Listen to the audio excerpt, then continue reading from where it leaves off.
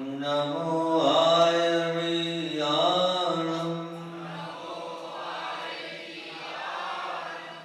नमो वज्रायाणं नमो लोय सव्यसायणं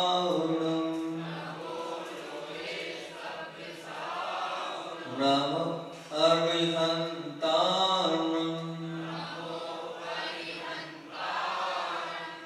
नमो सिद्धाणं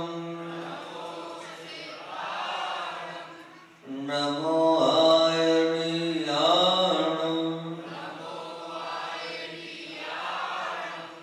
नमो वज्रायाणं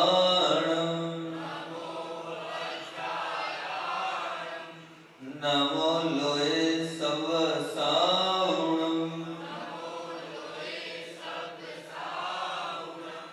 नमो अरुहन्ताणं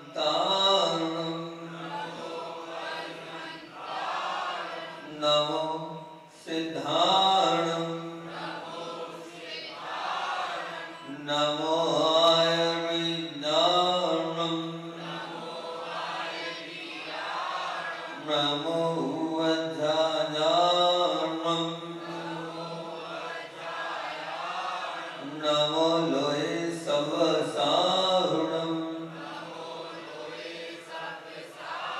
बोलिए देवादिदेव 1008 बोलना है। श्री पांचनाथ भगवान परोपकारी आचार्य भगवंत विद्यासागर जी महामुनिराज की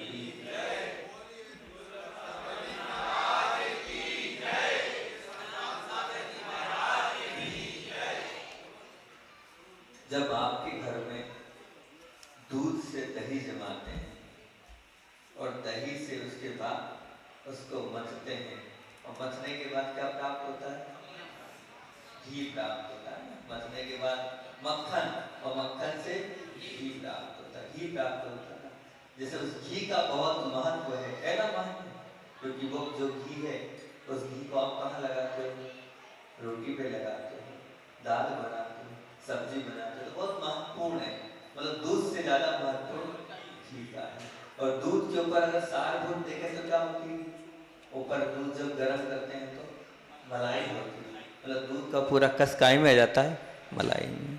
लगभग 13 प्रवचन हमारे इस विषय को लेके हो गए। परिश्रम पर, आलस्य पर, सफलता पर, इन अपनी उस मंजिल पर पहुंचने के लिए इन 13 वक्तव्यों को हमने किया है। और 5 या 6 प्रवचन तो पहले हो गए थे हमारे नैनागिरी में, और फिर उसके बाद जहाँ जाते थे उस गांव के नाम से प्रवचन होते जाते थे। फिर यहाँ आए तो पुनः उसी श्रृंखला को चालू कर दिया था। लगभग 13 वक्तव्य हुए। तो हमने सोचा बहुत सफलता की बात कर ली, कल कुछ और नई बात करेंगे, तो क्यों ना पहले इन 13 जो बातें आपके सामने 13 प्रवचनों में जो बातें रखी उनका सारभूत आपके बीच में रख दें। वो मलाई, वो क्रीम, वो घी आपको खिला दें, जिससे आप और हष्ट पुष्ट हो जाओ। तो मलाई खिलाने बैठे हैं हम, घी खिलाने बैठे हैं, तो खाइए आप मलाई और घी। सबसे पहले हमने प्रवचन परिश्रम पर और आलस्य पे किया था, तो उसमें 3-4 उसमें हमने 6-7 प्रमुख बातें बोली थी। सबसे पहली वाली पहले बोला था हमने, हमारे जीवन को आलस्य ने लाश में डाल रखा है। लाश मतलब नुकसान में डाल रखा है, इस पे बात करी थी। अगर आप लाश से बचना चाहते हो तो आलस्य को छोड़ते चले जाओ। फिर बोली थी हमने आपसे दूसरी बात, आलस्य ने हमारे जीवन को लाश अर्थात मुर्दावध बना दिया है। आलस्य ने हमारे जीवन को लाश मतलब वो लाश नहीं, अब कौन सी लाश? हमें मुर्दा वध बना दिया है। अगर हमें मुर्दा से ऊपर उठना है तो हमारे जीवन को और ऊंचा उठाना है, आलस्य को छोड़ना पड़े। वे धन्य हैं, तीसरी बात बोली थी हमने, वे धन्य हैं जो अपने जीवन में हर पल को पालते हैं। कुत्ता तो पालते हैं, बिल्ली पालते हैं, बच्चे पालते हैं, लेकिन वो लोग धन्य होते हैं जो समय को पालते हैं। पल को पालने वाला महान होता है। इसकी चर्चा करी थी अपन ने। किसको पालने वाला? पल मतलब समय। तो समय को पालने वाला महान होता है। फिर उसके बाद हमने आपसे कहा था चौथी बात, हर पल को मन के पालने में झुलाते हुए उसका सदुपयोग करो। हर पल को मन के पाल्य में झुलाते हुए उसका सदुपयोग करो और उसका आनंद लो। और फिर उसके बाद पांचवी बात हमने उस दिन बोली थी कि दोषारोपण जो हम करते आए, दोषारोपण करने का जो हमारा स्वभाव है, कमजोरियों और गलतियों को सहज रूप से हम वो जो दोषारोपण करके अभयदान दे देते हैं, हर चीज को हम इसके कारण ये जो अभयदान व्यक्ति स्वयं को देता है, दूसरे को नहीं। गलतियां की है उसका दोषारोपण दूसरे को देकर वो अभयदान किसको देता है? स्वयं को देता है। बहाना एक प्रकार का क्या है? सलामत झूठ है। क्या है? बहाना एक प्रकार का क्या है? सलामत झूठ है। दोषारोपण को हम अपने स्वभाव में डाल चुके हैं। याद ध्यान रखना, आपकी प्रत्येक विफलता निर्बलता के कारण आप क्या है उसको उत्तरदायी आपका स्वयं का यह स्वभाव है। आप ये मान के चलना, ये अशुभ निमित्त, ये अशुभ व्यक्ति, ये अशुभ प्रसंग, ये अशुभ आलंबन हमेशा मिलते रहेंगे, तो क्या जीवन में कभी आप शुभ की ओर नहीं बढ़ पाओगे? अपने आप को बदलो और शुभ की ओर आओगे, तभी आपका भला होगा। और उस दिन छठवीं बात एक बहुत अच्छी बोली थी, माचिस का उदाहरण देके बोला था कि जैसे माचिस की दिया सलाई की तरह प्रत्येक व्यक्ति होना चाहिए। जैसे उस माचिस के अंदर क्या है? अपनी एक शक्ति है, अपनी एक अग्नि है, अपना एक प्रकाश है, जीवन जीती है, अंत में किसी न किसी को जला के जाती है। तो आपके अंदर भी शक्ति है, अग्नि है, प्रकाश है। आप भी किसी न किसी को जीवित करके जाओ, अपने माध्यम से किसी न किसी को कुछ सिखा के जाओ। और अंतिम बात बोली थी, जिस प्रकार की शुक्ल पक्ष का चंद्रमा अष्टमी तक बिना पहुंचे पूर्णिमा तक नहीं पहुंचता, ऐसे ही वो चंद्रमा जब बनता है गोल, जब उसको चलना पड़ता है, कृष्ण पक्ष से प्रारंभ करता है, शुक्ल पक्ष तक आता है जब वो बनता है। इसी प्रकार जब तक आप चंद्रमा के जैसे गोल होना चाहते हो तो आपको चलना पड़ेगा, कदम बढ़ाना पड़ेगा, तभी आप शुक्ल पक्ष के चंद्रमा तक बन पाओगे। ये अपना पहला प्रवचन था। और फिर दूसरा प्रवचन अपन ने प्रारंभ किया था और वहां बात यही करी थी कि हर चीज में क्या है? कारण है। कारण को उपस्थित कर दोगे तो कार्य होकर ही रहेगा, कारण को दूर कर दोगे तो लाख प्रयास करने के बाद भी कार्य होगा नहीं। ये क्या है? ये सार्वजनिक और सार्वकालीन सत्य कारण कार्य की व्यवस्था है, इसको समझना पड़ेगा। अगर आपने अपने मन में इस कारण कार्य की व्यवस्था समझ ली तो बहुत अच्छी बात है। कारण कार्य का भाव इतिहास के साथ नहीं है, गणित कैसा? इतिहास के जैसा नहीं, गणित के जैसा। जैसे गणित में क्या होता है, अगर आपके पास सूत्र है तो निश्चित उत्तर आएगा, तो आपने कारण सहित अगर कार्य किया है तो निश्चित तौर से आपके कार्य में सफलता मिलेगी। और फिर मशीनों के ऊपर उस दिन बात करी थी कि हम इन मशीनों के हमने अपने जीवन में ऐसा इसको बना लिया, इस आधुनिक जो नई नई चीजें आ गई उनको ऐसा कर लिया है, इसने हमारे जीवन को कैसा बना दिया।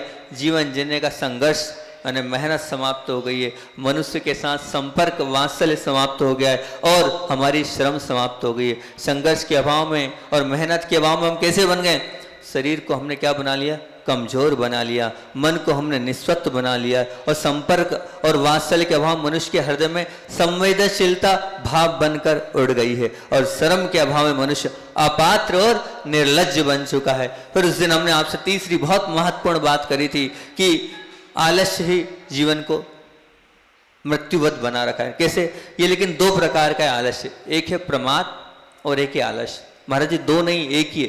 नहीं, मैं कहता हूं प्रमाद अलग है और आलस्य अलग है। कैसे अलग है? ना करने जैसे करते रहना, इसका नाम है प्रमाद। ना करते हुए जैसे करते रहना, इसका नाम है प्रमाद। और करने योग्य ना करना, इसका नाम है आलस्य। संसार की भाषा में कह सकते हैं कि जुए में संपत्ति को बर्बाद करना, यह है प्रमाद। तेजी के समय व्यापार पे ध्यान नहीं देना, यह है आलस। व्यापार का समय और ध्यान नहीं दे रहे। और अगर धर्म की और अध्यात्म की भाषा में अगर इसको कहें तो पाप प्रवृत्तियों को करते रहना, यह है प्रमाद।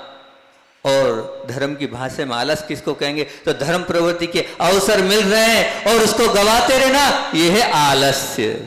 तो ध्यान रखना, प्रमाद तुम्हें दुर्गति की ओर अग्रसर करता है और आलस तुम्हें वो अच्छे जो मार्ग हैं उस पर ताला लगा देता है। अगर ताला लगाना है तो आप आलस्य की ओर बढ़ें। और उस दिन अंतिम बात बोली थी हमने, नाकामयाबी के डर से काम ही शुरू ना करना यदि दीनता है।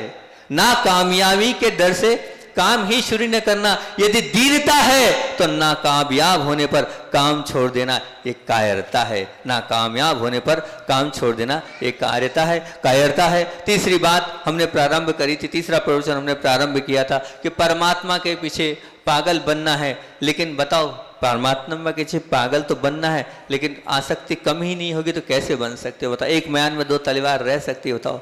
रह सकती है। एक ही हृदय में आप चाहोगे पदार्थ के प्रति आसक्ति भी और परमात्मा भी बिल्कुल नहीं रह सकते।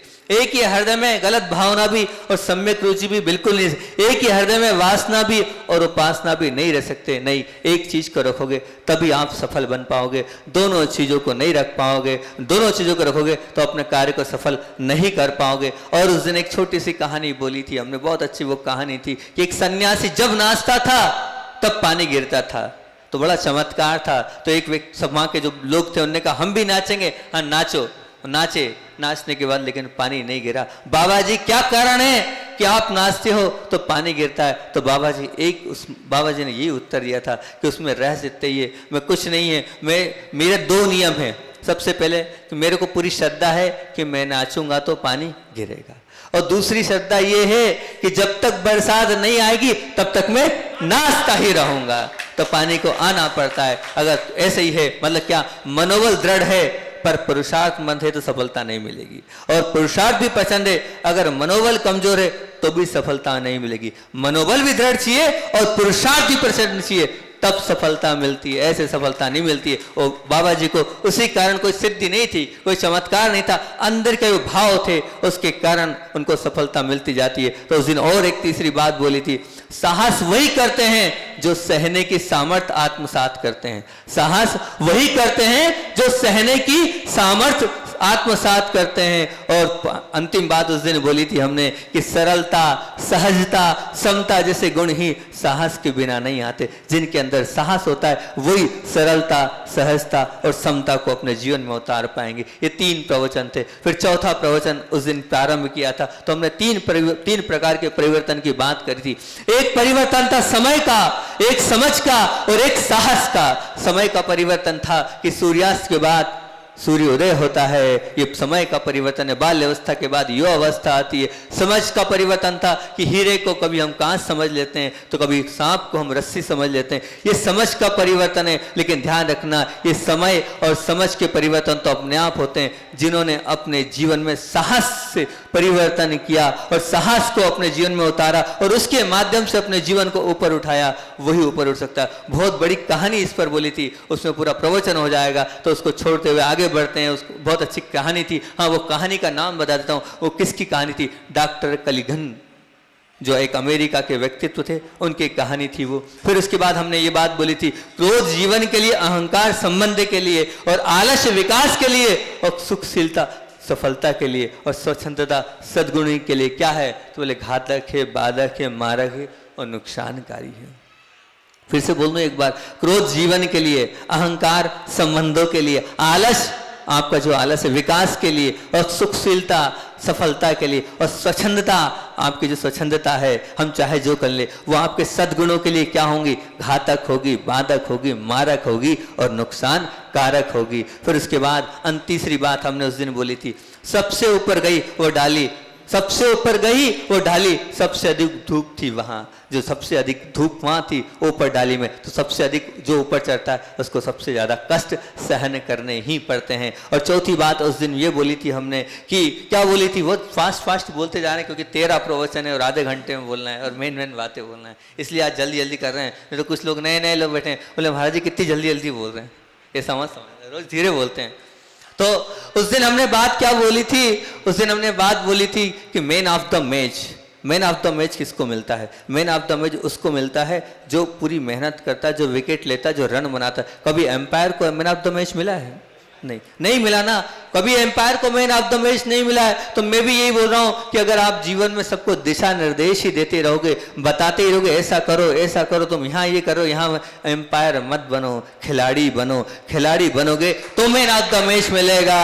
आप अगर दूसरों के दोष ही देखते रह जाओगे तो ध्यान रखना, एम्पायर को कभी मैन ऑफ द मैच नहीं मिला, खिलाड़ी को ही मैन ऑफ द मैच। आप जीवन के खिलाड़ी बनो और आगे बढ़ो। ये 4 प्रवचन थे। और फिर 5वां प्रवचन हमने आपके सामने किया था और शुरुआत करी थी, श्रद्धा ही साहस की अपेक्षा नहीं रखती, श्रद्धा ही साहस की अपेक्षा नहीं रखती, सिद्धि ही साहस की अपेक्षा नहीं रखती, शुद्धि ही साहस की अपेक्षा नहीं रखती, सफलता भी साहस की अपेक्षा रखती है। इसीलिए अगर आपको सफलता चाहिए, सिद्धि चाहिए, शुद्धि चाहिए, तो आपको क्या करना पड़ेगा? साहस को बरकरार रखना होगा। साहस के बिना जीवन आगे नहीं बढ़ता है। और फिर उसके बाद दूसरी बात बोली थी कि जिसका स्वभाव साहसी होता है, जिसका स्वभाव साहसी होता है, वो खुद के साथ सब कुछ रॉन्ग होते हुए भी सबसे अधिक स्ट्रांग हो जाता है। अगर वो साहसी है तो जीवन में बहुत सारा रॉन्ग है, लेकिन उन सब रॉन्ग को करके वो स्ट्रांग बन जाएगा। लेकिन वो तब बनेगा जब साहस स्वाभावी होगा। तो फिर एक इंद्रगोप का उदाहरण दिया था कि जैसे इंद्रगोप धीरे चलती है लेकिन मंजिल पे पहुंच जाती है, ऐसे भले ही आप धीरे चलें लेकिन आप अपनी मंजिल पर पहुंच सकते हैं अगर आपके भाव होंगे तो। और अंत में एक दर्पण का उदाहरण दिया था कि जैसे दर्पण पर दाग है, दाग सिर्फ दिखाने का काम करता है वो दर्पण, मिटाता नहीं है, दिखाना। ऐसे आपका ज्ञान सिर्फ दिखाने का काम करेगा, लेकिन ज्ञान के बाद जब उसको आचरण में लाओगे, करोगे, तब आपका कष्ट दूर होगा, आपका दाग दूर होगा। करना सीखो, यही भावना है। यहाँ तक तो हुए थे। फिर उसके बाद सातों आगे वाला प्रवचन बाजना नांग पर किया था हमने। जब बाजना में थे तो उसमें कहा था, बाजना में क्या कहा था अगर ध्यान हो तो, बा से कहा था बासी नहीं ताजा खाओ। और जब पे क्या कहा था? जब पे क्या कहा था? भूल गए? जब पे कहा था जलन के स्वभाव को छोड़ोगे तो संसारी प्राणी निर्लज और पापी क्यों बनाए? तो जलन के स्वभाव से। और ना पे बोला था नाश नहीं सर्वनाश होगा सर्व कर्मों का। अगर आपने देव शास्त्र गुरु से जुड़ गए तो नाश नहीं सर्वनाश होगा सब। ये बाजना पे प्रवचन किया था। फिर उसके बाद यहाँ पर चाली अपने प्रारंभ हुई थी कहानी छठवें प्रवचन पे। और छठवें प्रवचन से मैंने यहीं प्रारंभ कर दिया। 7-8 प्रवचन इस सफलता के ऊपर हो गए और ये सबसे पहले यहीं प्रारंभ किया था। और पुरुषार्थ पे बोला था सामग्री जितनी महत्वपूर्ण नहीं है, पुरुषार्थ भी जितना महत्वपूर्ण नहीं है, उतने क्या महत्वपूर्ण है? इच्छा महत्वपूर्ण है। अगर इच्छा होगी तो निश्चित तौर से आप सब कुछ प्राप्त कर लोगे। पुरुषार्थ नहीं महत्वपूर्ण, सामग्री महत्वपूर्ण नहीं है, इच्छा महत्वपूर्ण है। और उसमें हमने 2 प्रकार से बात बोली थी। एक होता है प्रक्रिया प्रेमी और एक होता है परिणाम प्रेमी। हम धन के क्षेत्र में प्रक्रिया प्रेमी हैं और धर्म के क्षेत्र में कैसे हैं? परिणाम प्रेमी हैं। हमें परिणाम प्रेमी नहीं, हमें प्रक्रिया प्रेमी बनना है। धर्म के क्षेत्र में से बहुत सारी बात बोली थी। और उसमें फिर एक बहुत अच्छी बात बोली थी, क्या ये संसार किससे चल रहा है? आप लोगों का भाव, आप लोगों की भावना पुरुषार्थ से चल रहा है। तो मैंने कहा था नहीं, संसार जगत की सफलता का अगर कोई चालाक है, कोई चकराने वाला है, पुरुषार्थ 10% और पुण्य 90%। संसार जगत की सफलता में जो है वो क्या है? ये जो आपका पुरुषार्थ है वो कितना है? मात्र 10%। उदाहरण भी दिया था कि दिन भर मेहनत कर रहा है दुकानदार, उसकी कितनी बिक्री 1000 की, दूसरा दुकानदार भी मेहनत कर रहा है उसके जैसे, लेकिन उसकी 10,000 की। तो क्या है कारण? पुरुषार्थ दोनों का बराबर है, लेकिन कारण है पुण्य। तो संसार जगत में अगर सफल होना है तो क्या चाहिए? पुरुषार्थ नहीं, पुण्य चाहिए। और अध्यात्म जगत में अगर आपको सफल होना है तो उसका चालक क्या है? तो मैंने कहा था अध्यात्म जगत में अगर धर्म के क्षेत्र में अगर आपको चाहिए तो वहां पुण्य कोई काम का नहीं है, वहां पुरुषार्थ चाहिए। वहां तो तब करना पड़ेगा जब आपको मिलेगा। तो उसमें एक ही बात, अपने एक ही नारा दिया था कि इस नारे को याद रखना, पुण्यमेव जयते, ये संसार की सफलता का सूत्र है। पुण्यमेव जयते, ये संसार की सफलता का कारण है। और फिर मैंने कहा था श्रममेव जयते, ये अध्यात्म जगत की सफलता का सूत्र है। बंधुओं, हम करें श्रम तो बहुत अच्छी बात है, हम तप करें तो बहुत अच्छी बात है, लेकिन आपको तप नहीं, आप तो पुण्य के लिए आगे बढ़ जाओगे तो निश्चित तौर से आपको धन संपदा सब मिलती चली जाएगी। आपको मिले यही भावना है। फिर 7वां प्रवचन मैंने आपसे यहीं प्रारंभ किया था पुरुषार्थ के ऊपर ही, कि प्रबल पुरुषार्थ की बात जब निकलती है तो क्या सब ये कि हमें पहुंचना है, ऊपर पहुंचना है, लेकिन ध्यान रखना पुरुषार्थ के लिए हमें क्या करना पड़ेगा? तो सुविधाओं को कम करना पड़ेगा। और सुविधाओं के बाद दूसरा, अपने साथ का जो संबंध है वो छोड़ना होगा, तभी हम ऊपर बढ़ सकते हैं। पूर्णता प्रयास से ही प्राप्त होती है, ध्यान रखना, बिना प्रयास के नहीं। और मैंने एक रोटी का उदाहरण दिया था कि पहली रोटी भारत का नक्शा है, लेकिन 1000वीं रोटी वो चंद्रमा के समान है। पर वो 1000वीं रोटी है, 1000 बार करो तो सही, उसके बाद अपने आप में आपको मिल सकता है। उसके अनेक उदाहरण भी दिए थे, एक वस्त्र का उदाहरण भी दिया था। और फिर उसके बाद मैंने कहा था, उसी में कहा था कि कार्य पूर्ण होने के बाद पुनः अगर उस कार्य को आप प्रारंभ करते रहोगे तो वो कार्य जो है वो आपके जीवन में चिरंजीव बनेगा। उदाहरण ये दिया था कि जैसे एक दीपक है, अगर उस दीपक को जलाते रहना है तो क्या डालना पड़ेगा? घी डालना पड़ेगा। जो कार्य आपको आता है अगर वो आगे तक आपका वो हुनर बने रहे तो क्या करना पड़ेगा? बार बार बार बार बार बार प्रयास करते रहना पड़ेगा। आप बार बार प्रयास करोगे तभी होगा। उसका जितना करोगे उतना मंजोगे, ये वाली बात बोली थी। तो जितना करोगे उतना मंजोगे। और फिर उसमें ये वाली बात बोली थी कि प्रयास, विडंबना ये नहीं है। विडंबना क्या है? प्रयासों को निष्फलता मिले, ये जीवन की विडंबना नहीं है। निष्फलता मिलने के बाद प्रयास को स्थगित कर देना, यह जीवन की विडंबना है। ये विडंबना आपके जीवन से हटे। और एक वीणा का उदाहरण दिया था हमने अंतिम, कि वीणा क्या कह रही है? वो वीणा के तार हैं, वो तार बेसुर भी हैं और सुरदार भी बन सकते हैं। सुरदार उसके लिए जिसको वीणा आती है। वो ढोलक तो है लेकिन मोक्ष अच्छे से बजा लेता है। कैसा बजाता है? छोटा सा वो बालक ऐसा बजाता है, छोटा सा है, आता है, कला है उसके पास तो आता है। ऐसे ही आप भी उस वीणा की तरह, उस ढोलक की तरह कर सकते हो, बशर्ते आप अपने जीवन को अच्छा बनाने का प्रयास करोगे। आप अच्छा बना सकते हो, अपने जीवन को बनाना पड़ेगा, वो आपके हाथ में उस वीणा के माध्यम से। और फिर उसके बाद 8वां प्रश्न तो एक छोटी सी कहानी पर दे दिया था और विषय निकल गया था काय का? प्रतिमाओं का। बोलना बहुत कुछ था लेकिन क्या करे, बोल ही नहीं पाए थे। वो छोटी सी कहानी थी कि उसको क्या चाहिए था? करोड़पति बनना था। करोड़पति बनने के लिए किसी ने सलाह दे दी कि भगवान के पास जाओ, लॉटरी की बात कर लो। वो आता था रोज रोज भगवान के चरणों में लॉटरी का निवेदन करता था, लॉटरी नहीं लिखती। और 30वें दिन क्या किया भगवान ने? एक चांटा मारा, याद है कि नहीं? बोले अरे 30 दिन हो गए, एक की बात लॉटरी लगा दो, लॉटरी की टिकट तो ले ले भैया, तब तो लॉटरी लगेगी। वो कहता मारो मत, मारो नहीं तो क्या करूं, लॉटरी की टिकट नहीं ले रहा है। वो बात करता है लॉटरी लगा दो। ऐसे ही आप कहते हो भगवान बना लो, मंदिर आना नहीं है, प्रतिमा लेना नहीं है, अभिषेक पूजन करना नहीं है, और कह रहे भगवान आपके जैसा बन जाओ। आपके जैसे बनने से काम तो करो भैया, टिकट तो लो मोक्ष मार्ग की। अब टिकट लेना नहीं है और बात करना है भगवान आप गाड़ी में बिठा नहीं रहो। गाड़ी में जब बिठाएंगे भगवान, जब आप टिकट लोगे। इस पर अपनी उस दिन की पूरी का वक्तव्य अपना हो गया था। फिर उसके बाद अपना 9वां प्रवचन था। वो 9वां प्रवचन क्या था कि कोई भी चीज कारण कार्य, कि हमें क्या करना है, हमें कुछ प्राप्त करना है तो क्या चाहिए? नाना जी। कहीं घूमने जाना है, क्या चाहिए? नाना जी। कुछ प्राप्त करना है तो नाना जी मतलब धन। आचार्य श्री कहते हैं नाना जी पैसे को कहते हैं आचार्य श्री जी, तो हम भी वही बोलते हैं नाना जी। धन। तो भैया अगर आपको ये चाहिए धन, मतलब कुछ प्राप्त करने के लिए धन चाहिए, तो सबको ये है महाराज जी हमें पवित्र बनना है, हमें प्रसन्न रहना है, हमें कृतज्ञ बनना है, हमें कोमल बनना है, हमें उदार बनना है, हमें सरल बनना है, हमें संतोषी बनना है, हमें समताधारी बनना है। हमारे जीवन में समाधि आ जाए, हमारे जीवन में शीतलता आ जाए। ध्यान रखना, जैसे पैसे के बिना, पुण्य के बिना, पुरुषार्थ के बिना वहां कुछ नहीं मिलता है।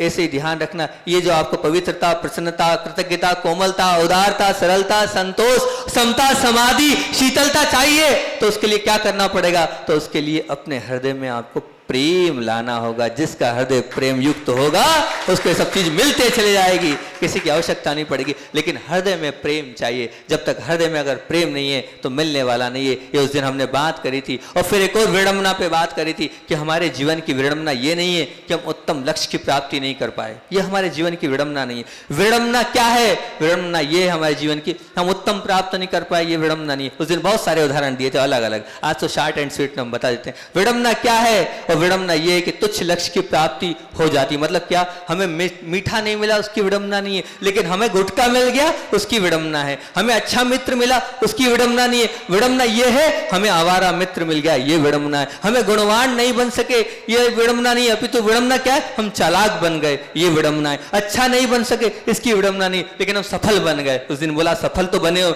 लेकिन अच्छे बन के सफल नहीं बने हो। पाप कमा के अगर सफल बने तो कोई मतलब। हम संत नहीं बन सके, कोई बात नहीं, महाराज नहीं बन सके, लेकिन दम्भी तो ना बने, थोड़ा बहुत जीवन तो ऐसा ना बनाए। हम बाहर से नहीं जा पाए, बाहर मतलब स्कूल पढ़ने के लिए, हम कॉलेज पढ़ने के लिए दूसरे यहाँ गांव से दूसरे गांव नहीं जा पाए, कोई बात नहीं, लेकिन जाकर हम शराबी जुआरी बन गए तो क्या मतलब? ये विडंबना है भैया। हम शुद्ध बुद्धि के स्वामी नहीं हो पाए, लेकिन सूक्ष्म बुद्धि के स्वामी भी न बने। सूक्ष्म बुद्धि से मैंने कहा था कि हम सूक्ष्म बुद्धि मतलब क्या? दूसरे के दोस्त निकाले वाले तो नहीं बने। ये वाली बात उस दिन हमने आपके सामने 9वें प्रवचन में करी थी। और फिर उसके बाद कहा था, क्या कहा था? पुरस्कार उसे ही मिलता है, पुरस्कार उसे ही मिलता है जो पीड़ा झेलने के लिए तैयार होता है, और निर्मलता का अनुभव भी वही करता है जो अग्नि परीक्षा देने को तैयार होता है। ऐसे ही नहीं बन जाओगे आप पुरस्कार, ऐसे ही कब मिलेगा पुरस्कार? जब पीड़ा झेलोगे तब। और ऐसे ही नहीं निर्मलता आ जाएगी,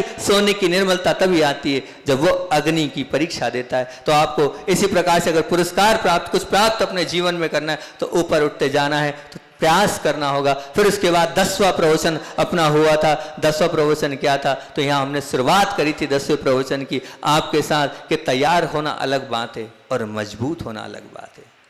तैयार होना अलग बात है और मजबूत होना अलग बात है। अनुकूल वातावरण में आप तैयार तो हो जाओगे, परंतु ध्यान रखना मजबूत होने के लिए प्रतिकूल वातावरण ही चाहिए। मजबूत होने के लिए प्रतिकूल वातावरण ही चाहिए। जब तक प्रतिकूल वातावरण नहीं मिलेगा, जब तक आप मजबूत नहीं होगे। इस पे हमने आपसे बात करी थी और कहा था श्रम से बचते रहो, कष्टों से दूर रहो, असुविधाओं से मना कर दो। सुविधाओं को स्थान ही नहीं दोगे तो कभी भी आप जीवन में नहीं बन सकते। अनेक छोटे छोटे उदाहरण देके आपसे ये बात करी थी और अंत में ये भी बात करी थी कि जो अनुकूलता शरीर को कमजोर बनाए, जो अनुकूलता शरीर को कमजोर बनाए, मन को निर्बल बनाए, अंतःकरण को मलिन बनाए, ऐसी अनुकूलताओं को यदि आप दूर कर दोगे तो बहुत अच्छी बात है। और जो प्रतिकूलताएं आपके शरीर को मजबूत बनाए, मन को सात्विक बनाए और अंतःकरण को पावन बनाए, ऐसी प्रतिकूलताओं को भी आप अगर गले लगा लोगे तो आपका जीवन आगे बढ़ जाएगा। आपका जीवन आगे बढ़ जाएगा। मतलब जो प्रतिकूलताएं आपको अच्छा बनाए, उन प्रतिकूलताओं से आप दूर नहीं हो। लेकिन हमारी तो धारणा बनी हुई है कि हम उन प्रतिकूलताओं से क्या रहते हैं? दूर हो जाते। नहीं, प्रतिकूलताओं को गले लगाओ। हाँ, कोई बात, प्रतिकूलताओं को क्या लगाओ? गले लगाओ। फिर से बोल रहा हूं, ये बहुत अच्छी बात है, बहुत काम की बात है, आपके जीवन में काम आएगी। जो प्रतिकूलता शरीर को मजबूत करे, ध्यान से सुनो, अगर ये अपने जीवन में उतर गया तो हम बहुत आगे बढ़ सकते हैं। जो प्रतिकूलताओं को शरीर को मजबूत करे, मन को सात्विक बनाए, अंतःकरण को पावन बनाए, वो प्रतिकूलता के क्या होगी? हमारे जीवन को ऊपर उठा देगी। उन प्रतिकूलताओं को अपने जीवन के साथ जोड़ते चलोगे तो बहुत अच्छी बात है। फिर इसके बाद अब 10 प्रवचन यहाँ तक हो गए। 11वां प्रवचन हमने आपसे प्रारंभ किया था। क्या किया था? एक छोटी सी कविता बोली थी। कविता तो बहुत अच्छी थी। भले तू मुझे रण देना, मैं चल सकूं वो चरण देना, भले तू हर क्षण दुविधा देना, मुझे हृदय मेरा हृदय भी मजबूत देना, मैं बोलूं बाद में, होठ खोलूं बाद में, प्रयास तो मुझे ऐसा करना, मैं आचरण देना, प्रथम तो मुझे ऐसा आचरण देना, परम तत्व को मैं भी प्राप्त कर सकूं, मुझे ऐसा एकाध क्षण देना। ये अपनी उस दिन की कविता थी। और उस कविता में पतंग की वो कहानी, पतंग से मैंने प्रारंभ करी थी कि पतंग ऊपर ऊंचाइयों पर उड़ रही है, शिखर की यात्रा, वो ऊपर मंजिल की यात्रा कर रही है, लेकिन कब कर पा रही है? उसे 3 संघर्षों से गुजरना पड़ता है। बोलो कौन कौन से 3 संघर्ष थे बाजना वालों? वातावरण का संघर्ष, वस्तु का संघर्ष और व्यक्ति का संघर्ष। तो ये 3 संघर्ष, और तीनों संघर्षों को बहुत अच्छे समझाया था। अभी समझाने जाएंगे तो फिर पूरा प्रवचन ही हो जाएगा। इसी प्रकार हमारे जीवन में भी वस्तु का संघर्ष और वातावरण का संघर्ष और व्यक्ति, वस्तु से तात्पर्य होता है कभी ये खराब, वो खराब, ये खराब, वातावरण, धूप, गर्मी का संघर्ष और व्यक्ति का संघर्ष। और व्यक्ति में भी अपने व्यक्ति का संघर्ष होता है, अपने बेटे से संघर्ष, अपनी पत्नी से संघर्ष, है ना, और अपने वालों से संघर्ष, अपने मित्र से संघर्ष। इसकी पूरी बात आप लोगों के सामने मैंने उस दिन करी थी। और फिर उसके बाद 12वां प्रवचन था और 12वें प्रवचन की शुरुआत करी थी कि अभ्यास ही कार्यों में कुशलता प्रदान करता है। अभ्यास जितना करोगे कार्य में क्या होगी? सफलता होगी। उसका एक छोटा सा उदाहरण दिया था। आप गाय को उठा सकते हो। अरे महाराज जी कैसी बात करते? बिल्कुल उठा सकते हो। कैसे?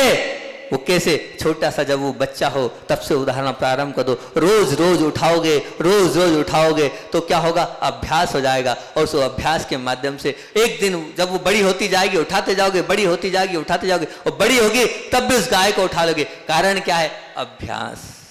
उस अभ्यास से आप उस गाय को भी उठाने की क्षमता रखते हो। मतलब अभ्यास रहे, लगातार रहे, सातत्य आपके जीवन में रहेगा तो आप निश्चित हर कार्य को कर लोगे। आपके कार्य की गति, आपका जो कार्य है उसमें क्या होगा? आपके कार्य की गति को वो बढ़ा देगा, आपके कार्य को सरल बना देगा, आपको वो सफल बना देगा। क्या? आपका वो अभ्यास, जो आप अभ्यास कर रहे हो उस पर। और फिर उसके बाद एक कपड़े का उदाहरण दिया था कि कपड़ा गंदा है उसको साफ करना है तो साफ काय से होगा? तो बोले महाराज जी साबुन से होगा। तो क्या साबुन डालने से साफ हो जाता है? नहीं महाराज जी, साबुन डालने से नहीं होगा। साबुन को क्या करना पड़ेगा? घिसना पड़ेगा। जब घिसते हैं तब मतलब साबुन की सुगंध भी समाप्त होगी, वो साबुन की सुंदरता भी समाप्त होगी। अगर आपको भी अपने कर्मों को धोना है तो इस शरीर को सुखाना पड़ेगा, इस शरीर को रगड़ना पड़ेगा, जब जाके आपके वो कर्म धुलेंगे। कपड़ा धुलने के लिए साबुन को रगड़ा है, ऐसे ही कर्मों को धोने के लिए अपने शरीर को रगड़ना पड़ेगा, तब जाके आपके कर्म जो हैं वो धुलते चले जाएंगे और आप पवित्र और पावन बनते चले जाएंगे। ये बात ध्यान रखना। और उसमें यही कहा था, उसके लिए क्या करना पड़ेगा? उसके लिए अपने शरीर की सुखशीलता के सामने आपको, मन की स्वच्छंदता के सामने आपको क्या करना पड़ेगा? लाल आंखें दिखानी पड़ेगी। क्रोध तो करते हो तो किस पे क्रोध करो? इस पे क्रोध करो। और फिर अंत में बहुत अच्छी बात बोली थी। क्या बोली थी? मेहनत के ऊपर बहुत अच्छी बात बोली थी। सुनो, ध्यान से सुनो।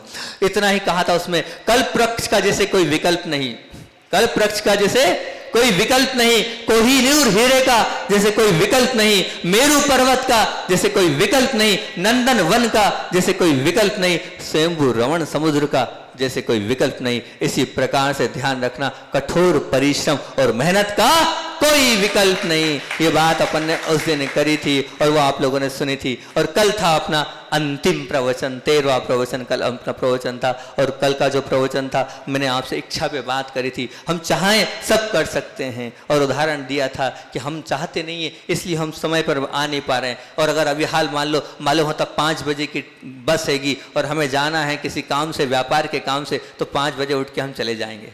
क्यों? वहाँ जाना जरूरी है, ग्राहक ने बुलाया है तो जाएंगे, पैसा लेने जाना है तो लेके आते। लेकिन यहाँ 5 के 6 बज जाएं तब भी नहीं आए, यहाँ रुचि नहीं है।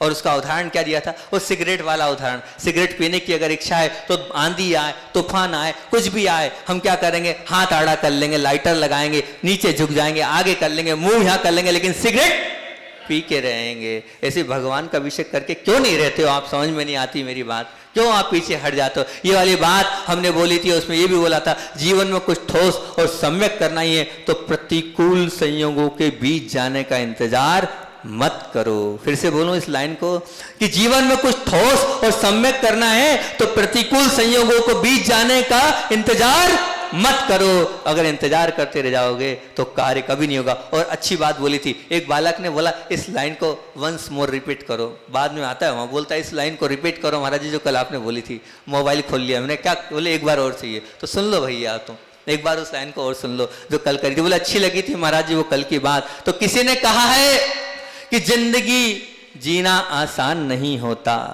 जिंदगी जीना आसान नहीं होता, बिना संघर्ष कोई महान नहीं होता, बिना संघर्ष कोई महान नहीं होता। जब तक पड़े ना हथौड़े की चोट तब तक पत्थर भी भगवान नहीं होता, तब तक पत्थर भी भगवान नहीं होता। और फिर उसके बाद अपन ने बात करी थी एक बालक की, उससे बोला कुत्ते का चित्र बना लो, बिल्ली का बना लो, नहीं, और काय का, कबूतर का बना लो, नहीं, तो काय का बनाना है? राक्षस का? हाँ, राक्षस का बना लेंगे। अरे राक्षस का क्यों? तो बोले भैया ऐसा है, राक्षस के चित्र में कोई गलती नहीं निकाल सकता। मतलब आज की जो नई पीढ़ा है, वो जो नई पीढ़ी है वो काय से डरती है? निष्फलता से। वो आलस्य से नहीं डर रही, निष्फलता से डरती है, वो अपमान से डरती है, वो उपेक्षा से डरती है। ये आज की धारणा बन गई है। और अंत में एक पर्वतरोही का उदाहरण दिया था और कहा था मोक्ष मार्ग पे बढ़ना तो है, लेकिन मोक्ष मार्ग पे बढ़ने के लिए हम डरते हैं, क्या होगा क्या होगा क्या होगा। तो 3 बात बोली थी कि वैराग्य कैसा होना चाहिए। एक प्रभाव से वैराग्य होता है, एक अभाव से होता है, और एक स्वभाव से होता है। प्रभाव वाला वैराग्य किसी से प्रभावित होते तो हैं, लेकिन प्रभाव को बाद में स्वभाव में है कि नहीं देख लेना। और एक अभाव में होता है कि मुझे ये नहीं मिला तो मुझे वैराग्य मान, नहीं, प्रभाव और अभाव होता जरूर है, लेकिन स्वभाव पहले चेक कर लेना। अगर स्वभाव में वैराग्य है तो वह आगे तक चलेगा, प्रभाव और अभाव वाला वैराग्य वहीं रह जाएगा। और अंत में ये बोला था, क्या बोला था? एक कारिका बोली थी, इष्टोपदेश की त्यागाय शेष वित्तम अवित्त संचनोति यशो शरीरम स्वपंकेना स्नास्या मीति विलंपति। इतनी बात अपन ने बोली थी। 13 प्रवचनों का सार आपको आज हमने दे दिया। बोलिए आचार्य भगवान विद्यासागर जी महामुनि राज की जय।